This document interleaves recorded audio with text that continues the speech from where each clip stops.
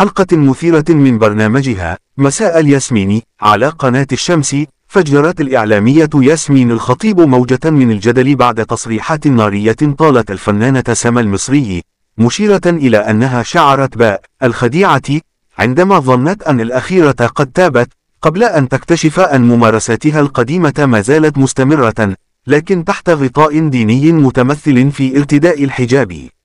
وأكدت الخطيب أن ما يحدث ليس سوى محاولة للعودة إلى الأضواء بطريقة ملتوية، ووصفت ما تفعله سما بأنه تحايل على الجمهور، مشيرة إلى أن توثيق لحظات الصلاة أو الزيارات الدينية بات يستخدم كأداة للشهرة بدلاً من أن يكون تعبيراً صادقاً عن التوبة.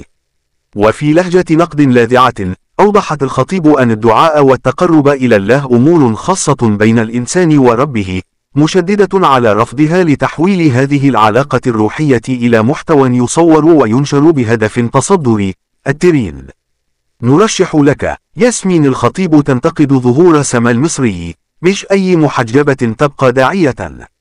كما كشفت عن أن أحد أصحاب الشركات الذين تعاملوا مع سما المصري وصفها بأنها راقصة، معتبرا أن ما يروى عن توبتها مجرد رواية موسمية تعود لتكرارها كلما خفت نجمها، معتبرة أن الحجاب تحول في حالتها إلى وسيلة لاستعادة الأضواء وليس عن قناعة دينية حقيقية. واختتمت ياسمين الخطيب تصريحاتها قائلة: اعملوا اللي عايزينه بعيدا عن الدين، الدين مش وسيلة للشهرة ولا للترند.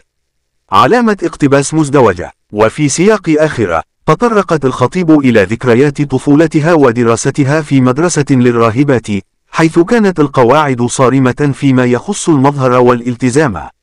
وقالت: كنت في مدرسة راهبات، وكان المانيكير ممنوع تماما، واللي كانت تحطه كأنها ارتكبت جريمة، لكن دلوقتي الزمن تغير وبقينا في عصر مختلف.